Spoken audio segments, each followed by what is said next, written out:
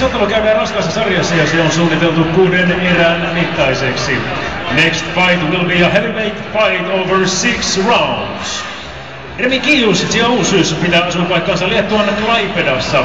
Hän on 24-vuotias ja tästä tulee hänen 26. ottelunsa ammattilaisena. Remigius Dziausius comes from Klaipeda, Lithuania. He is 24 years old and this will be his 26th fight as a pro. Robert Helenius on suomalainen, joka on syntynyt Ruotsissa, asuu Saksassa ja leipoo tänä iltana liettualaista.